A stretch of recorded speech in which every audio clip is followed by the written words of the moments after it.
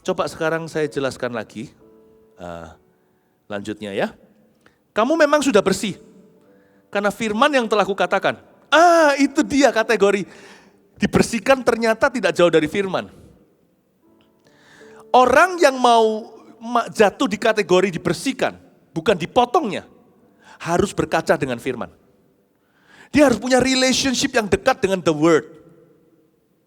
Nggak bisa ya kalau di dalam masalah, dalam tekanan kita hanya memuji menyembah. Jangan salah, saya enggak anti. Saya itu meluangkan banyak waktu berdoa, berbahasa lidah, memuji menyembah Tuhan dan saya tidak sorry sama siapa-siapa saya melakukan semua ini. Oke? Saya orang yang suka dengar lagu, worship Tuhan, menyembah Tuhan. Waktu saya sejak bertobat bujangan, saya bisa berjam-jam dalam hadirat Allah. Cuman banyak orang itu suka nyanyi, suka bersekutu dengan Roh Kudus, tapi nggak suka untuk bersekutu dengan firman-Nya. Sedangkan Alkitab menjelaskan dengan sangat jelas, kalau kita termasuk carang yang dibersihkan, kita harus pegang firman. Bukan pujian, bukan doa, bukan sekedar berbahasa roh atau berbahasa lidah. Kamu memang sudah bersih karena firman yang telah kukatakan. Jangan malas turn to the pages of your Bible. Jangan malas untuk membuka Alkitabmu ke halaman-halamannya, lalu buka lagi, flip ke halaman berikutnya untuk mencari pedoman yang menuntunmu seperti lampu atau pelita pada kakimu, terang pada jalanmu melalui apa yang kau hadapi hari ini. Cari itu, berkaca, bercermin, biarkan Alkitab mengoperasi, biarkan kita itu betul-betul berkaca dan bercermin dengan firman Tuhan. Kamu memang sudah bersih karena firman yang telah kukatakan. Karena firman Tuhan akan memberi kita step-stepnya. Ya, sekalipun hati kita sudah dijamah, kita menangis terharu, katakan dijamah Roh Kudus. Firman pun dari Roh Kudus. Roh Kudus yang menulisnya melalui jari jemari orang-orang pilihannya. Ribuan tahun terpisah. Berapa puluh penulisnya. Jangan malas buka Alkitab. Khotbah seperti ini juga membersihkan kita. Membuat kita ngerti, oh iya, apa yang aku alami itu ternyata perspektif Tuhan begini. Tadinya saya cuma menangis, mengeluh di hadapan Yesus, menangis terseduh-seduh dan berkata, Tuhan. Lalu setelah saya mencucurkan air mata, saya rasa deket gitu sama Tuhan. Tapi sebelum firman diberitakan atau sebelum dibacakan atau sebelum saya membaca dan menemukannya, saya nggak ngerti. Tapi setelahnya saya baru menerima instruksi, oh ternyata ini toh, ini yang namanya perspektif ilahi atas apa yang sedang ku hadapi. Jangan terlambat, jangan menunda, cepat ke firman.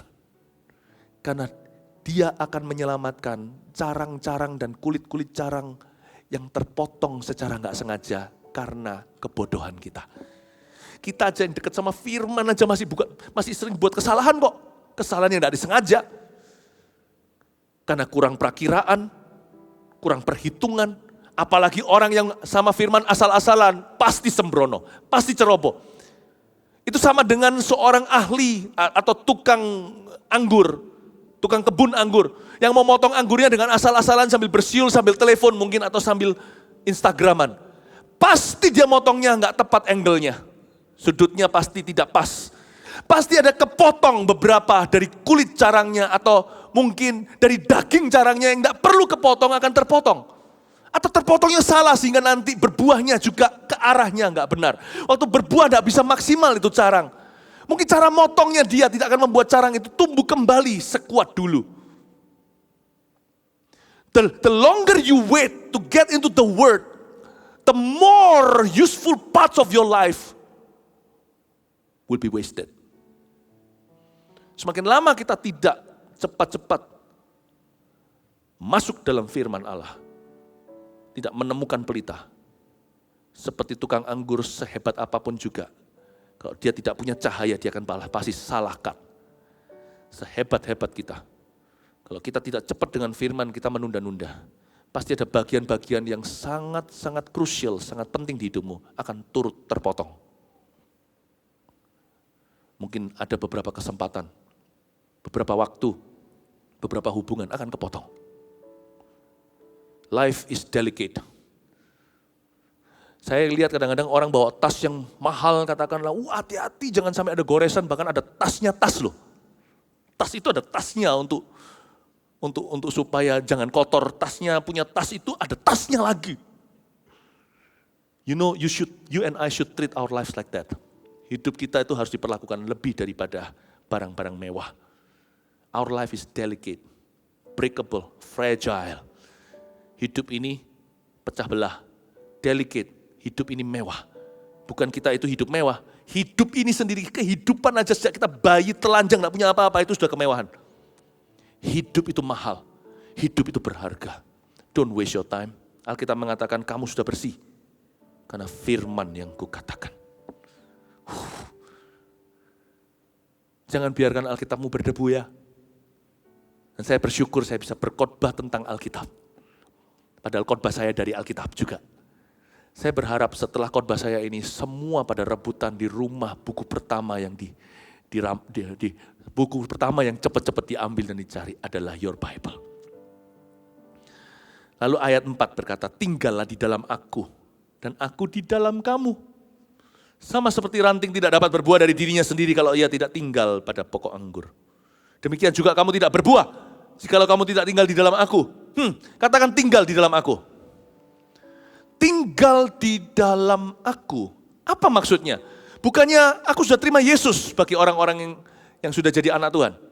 Tuhan Yesus masuklah dalam hatiku, jadi juru selamatku, bla bla bla, amin. Tuhan kan sudah di dalamku, aku kan dalam Tuhan. Aku kan Kristen. Tinggal di dalam aku ini bukan bicara soal terima Tuhan. Yang di sini bukan bicara tentang agama. Tinggal di dalam aku ini sekali lagi masih tidak lepas dari sikap hati menghadapi persoalan kita hari ini. Banyak orang itu tidak ada di sini. Coba renungkan. Banyak di antara kita itu tidak di sini. Bodinya aja, badannya aja ada di sana. Banyak orang itu kelihatannya sekarang dia ada di tahun 2020. Di bulan ini. Dia di sini.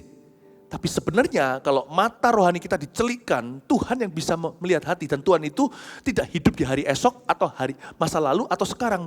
Bagi Tuhan tidak ada waktu. Tuhan itu maha tahu, dia maha hadir, dia ada di segala zaman. Dia tidak bisa berkata nanti karena dia sudah ada di sana. Dia tidak bisa berkata dulu karena dia sudah masih di situ. Dia tahu. Oke? Jadi kalau Tuhan lihat kita, X-ray-nya dibuka, MRI Tuhan terjadi, beberapa orang fail the test, gagal dengan satu ujian waktu namanya. Orangnya di sini, tapi waktu Tuhan teropong dia masih ada di 5 tahun yang lalu, dia masih ada di 2015. Karena dia tidak bisa move on dari apa yang terjadi tahun itu. Some people seem to be here right now, they're still in the past. Mereka adalah orang masa lalu yang terjebak dalam tubuh masa kini. Kalau seperti itu, kamu tidak akan berbuah apa-apa, kata Tuhan. Kamu tidak tinggal dalam aku di sini adalah now. Me in the now. Kata aku I am, kata aku itu berarti I am here, bukan I was or I will be. Aku itu berarti aku di sini, aku sekarang di sini. I am here because of your grace. I am here because of your love, Lord Jesus. I am so thankful for your grace abounds to me. Today I will walk with my hands in God. Today I will trust in Him and not be afraid. For you will be there, for He will be there. Lalu saya tidak lanjutkan terlalu tinggi soalnya. Banyak orang itu terjebak di masa kini. Kalau kamu tidak tinggal dalam aku the now, bukan alpha omega, me, I'm here. You will not bear fruit. Kamu tidak akan berbuah. Kamu tidak akan memperoleh kemenangan. Tidak akan ada terobosan. Karena kamu menghalangi kemenanganmu sendiri. Tapi ada orang-orang tertentu, percaya nggak? Dia adalah orang masa depan yang terjebak di masa kini. Kalau ngomong sama mereka, selalu ngomong, besok aku akan. Hari ini tidak pernah berbuat apa-apa. Itu saya sebut back from the future. Itu makhluk-makhluk yang lebih aneh sebenarnya. Mereka itu sudah ada di 2025. Tapi terjebak 5 tahun ke belakang di 2020. Mereka tidak tinggal dalam aku. Mereka tinggal dalam angan-angan. Sekalipun janji Tuhan. Mereka itu loh tubuh jiwa rohnya. Seluruh angan-angannya, seluruh batinnya itu sudah ada di depan. Tidak ada salahnya dengan punya visi. Kita harus punya begini. Tidak ada salahnya. Tapi maksud saya adalah, taruhlah hati di masa kini. Milikilah mimpi yang tinggi. Tapi banyak orang enggak gitu. Dia punya angan-angan, hatinya di sana, hatinya sama sekali enggak di sini. Makanya Tuhan enggak bisa berkati. Tinggallah dalam aku itu, hei kamu terlalu jauh, come back. Oke, saya kasih aplikasinya. Kita mengalami masalah. Waktu kita mengalami masalah ada 2 reaksi orang. Jarang sekali yang ketiga. Yang ketiga ini yang saya mau ajarkan. Untuk kita semua. Reaksi pertama adalah blaming. Masa lalu. Ya. Yesterday all my trouble seem so far away. Itu lagu duniawi. Aku menyesal apa yang kulakukan. Sekarang aku rindu masa lalu. Jadi banyak orang itu ketika mengalami sebuah permasalahan. Dia lihat ke belakang. Entah dia menuduh orang lain atau menuduh dirinya. Dan memukul-mukul dirinya. Yesterday all my trouble seem so far away. Now I regret it. With all my heart. Sekarang aku menyesal dengan segenap hati. Dan dia tidak bisa menengadah jalannya secara rohani meskipun tubuhnya tegap. Tapi rohnya membungkuk seperti ini. Sehari dengan sehari dalam roh kekalahan. Dan apa-apa dia hanya bisa memenuhi hati dengan penyesalan. Andai kata aku tidak begitu. Andai kata aku tidak begini. Gini loh jawabannya kepada orang yang demikian. Andai kata kau tahu. Engkau sudah jadi Allah yang maha tahu. Penting sekali tinggal dalam aku itu orang harus bisa menerima dirinya. Kelebihan dan kekurangannya. Keberhasilan dan kegagalannya. Kemuliaan dan kesalahannya. Learn to accept who you are. Meskipun who you are, siapa diri Anda sekarang terbuat dari apa yang terjadi di masa lalu. Terima satu paket apa adanya. Thank you Jesus and I'll work on me. Kerjakan aku. Itu yang tipe 3. Yang saya mau ajarkan. Tapi ada orang yang tipe 2. Tadi tipe 1 masa lalu, tipe 2 itu begini. Saya punya masalah sekarang. Lalu dia berangan-angan ke depan. Suatu hari pasti terjadi perubahan. Bukan iman, dia tidak melakukan apa-apa sekarang. Dia hanya terus berimajinasi, besok. Tapi sekarang, dia tidak pernah berbenah diri. Tuhan akan mungkin dia akan Tuhan akan jewer kupingnya dan berkata, come back to the now, kembali sekarang. Banyak orang tidak bisa diajak ngomong sekarang. Waktu setiap kali kita konfrontasi dengan yang hari ini, dia berkata, ya tapi besok aku kembalian uangnya, besok. Ya udah, gak apa-apa. Besok aku ampuni. Sama seperti diet kan, diet always begins tomorrow. Selalu gitu, aku mau diet besok mulai aku diet, besok mulai. Pulang libur, nanti aku mau diet. Waktu kerja, nanti aja aku dietnya. Ya saya nggak promosikan diet sini, saya sih nggak diet. Cuman banyak orang approaching life that way. Dia nggak bisa menyalahkan, dia bukannya nggak punya pergumulan sama dengan tipe yang satu yang selalu menuduh dirinya atau menyalahkan orang lain di masa lalu. Tapi dia tidak pernah mau dikonfrontasi dengan yang masa kini. Karena dia selalu berkata, tomorrow lah.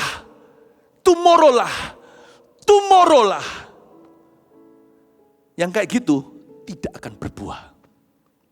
Jadi whatever your problem is, if your problem is not a problem, kalau masalah Anda bukanlah masalah, kalau masalah Anda adalah masalah, belajarlah kerasan di masalahmu hari ini. Saya tidak ajarkan untuk kita berlama-lama dalam problema, tidak, tapi kerasan dulu. Kata tinggal itu kerasan. Home sweet home. Ya sudah. Aku sekarang kena masalah ini. Aku punya penyakit ini katakan. Atau sekarang bisnisku demikian. Atau keluargaku belum sempurna. Aku kerasan. Orang yang bisa kerasan dulu.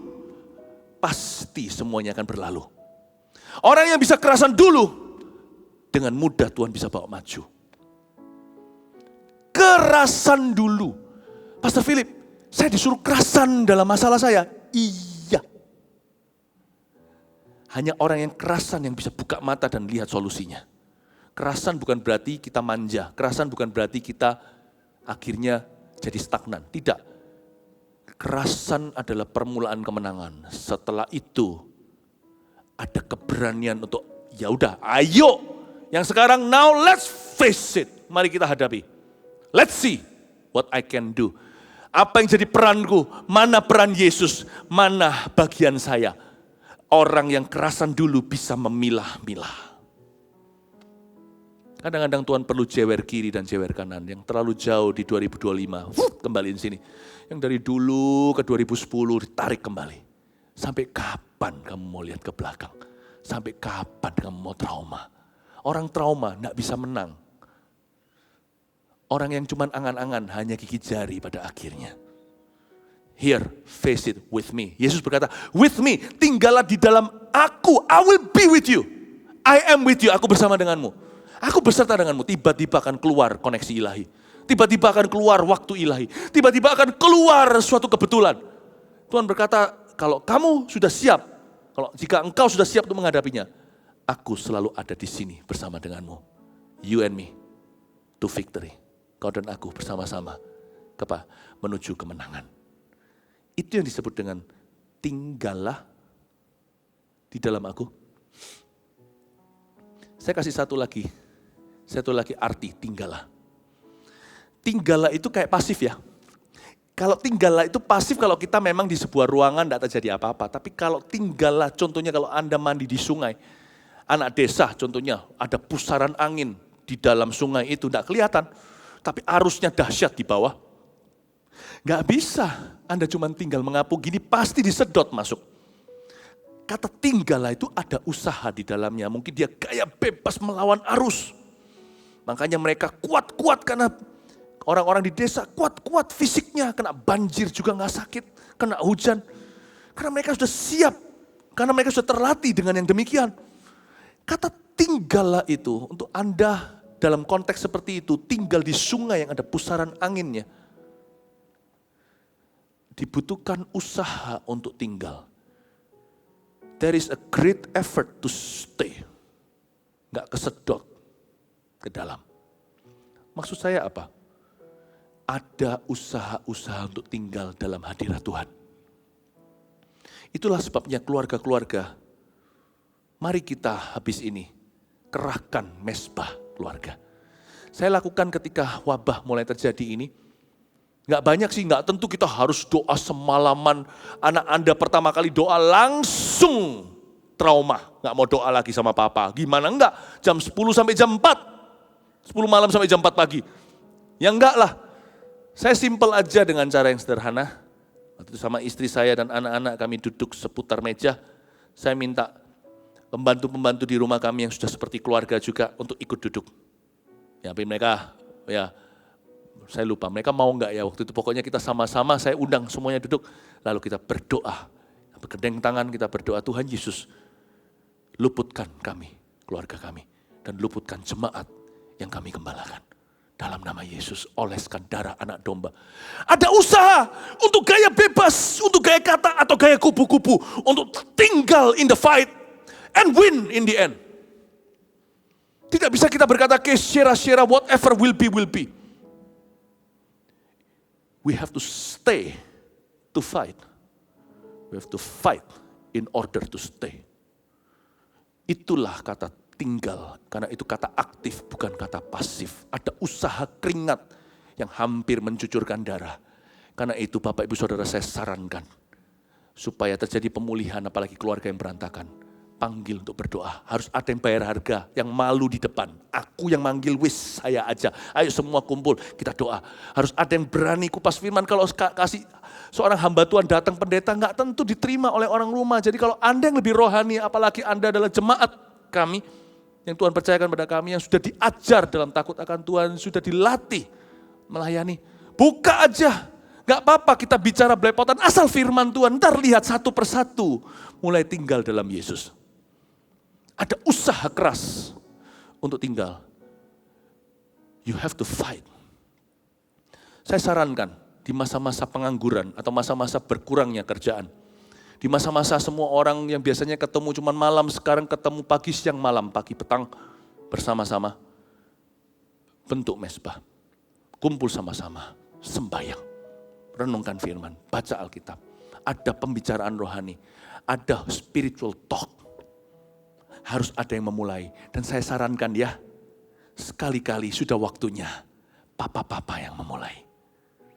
Meskipun mama-mamanya bagian menara doa, tidak ada yang bisa menggantikan ayah. Tidak ada. Meskipun bisa ada walinya, ibu juga bisa dalam hal ini peran yang berbeda. Saya tidak bicara yang mana lebih superior, tidak. Tapi tidak boleh satupun dari kedua orang tua itu yang membolos di hadapan Tuhan. Tetap ayah ada peran. Sudah waktunya, it's time for a change. Sudah waktunya ada perubahan.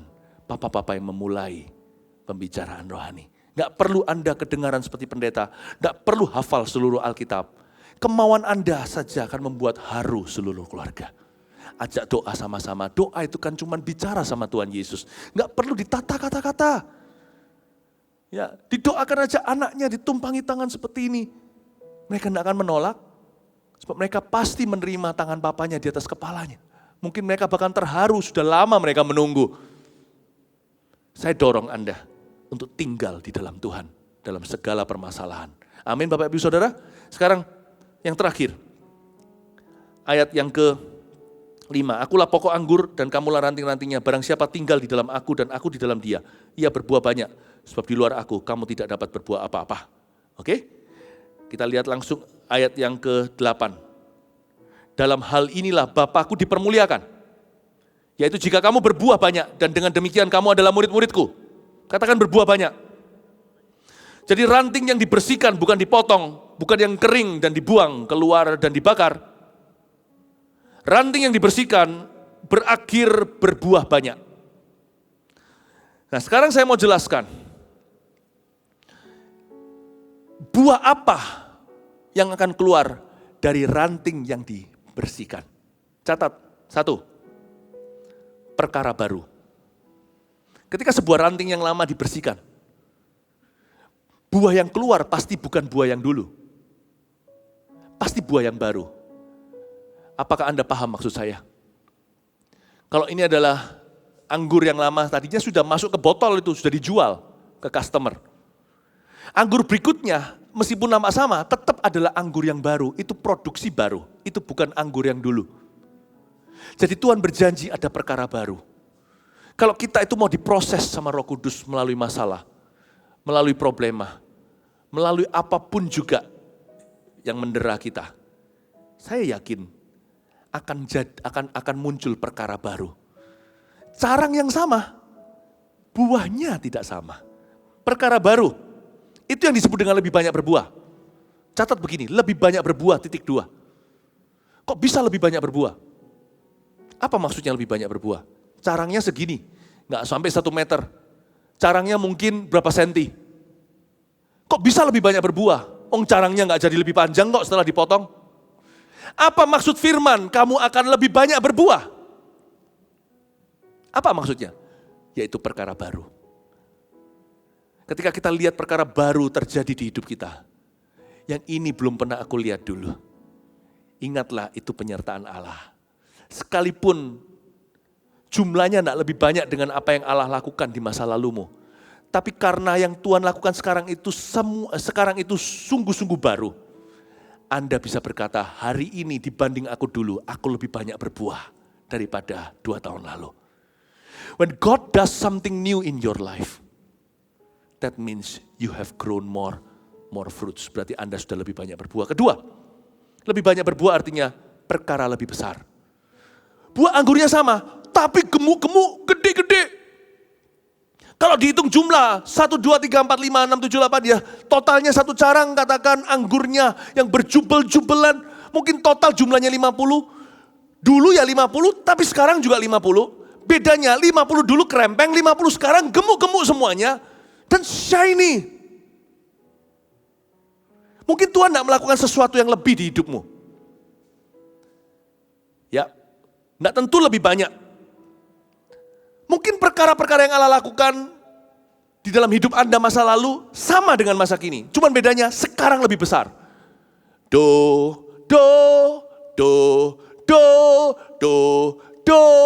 do dan do ini sama donya. Angkanya 1, tidak beda. Cuman do 1 ini dengan satunya beda 1 oktav lebih tinggi.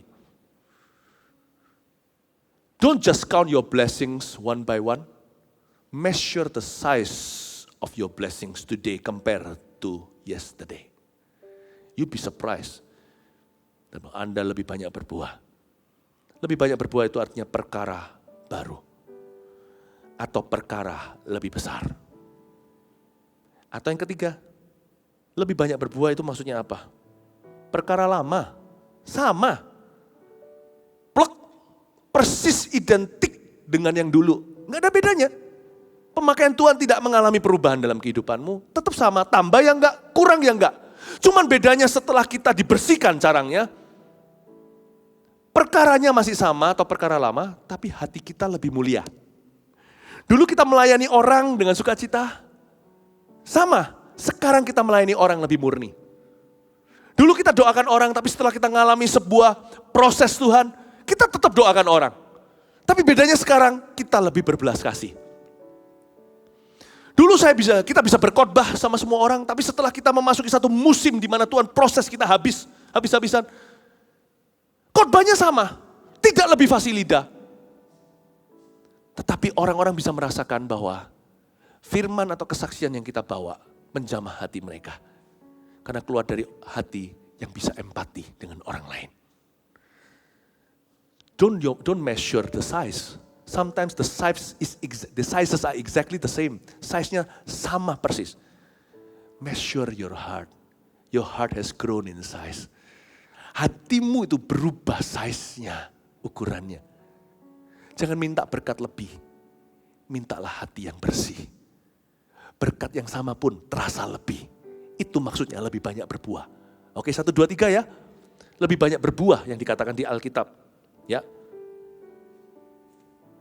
Kalau ia dibersihkan, dia akan banyak berbuah. Kita baca sekali lagi aja ayat 2. Setiap ranting yang padaku yang tidak berbuah dipotongnya, dan setiap ranting yang berbuah dibersihkannya supaya ia lebih banyak berbuah. Oke, saya review lebih banyak berbuah, titik 2. 1, perkara baru. 2, perkara lebih besar. Jumlahnya sama, ukurannya beda. 3, perkara lama atau perkara sama.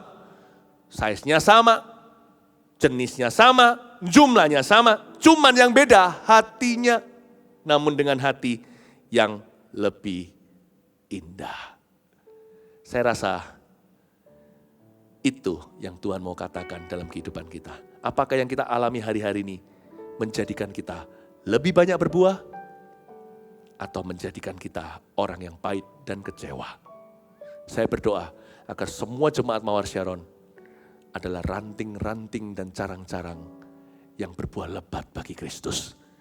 Tak ada satu apapun yang menimpamu yang dapat membuatmu berkurang di dalam Dia. Malah Tuhan akan bertambah-tambah di dalam dirimu. Tuhan memberkati Anda dan rancangan Tuhan pasti akan terjadi. Mari kita semua bangkit berdiri. I want to see Jesus face to face.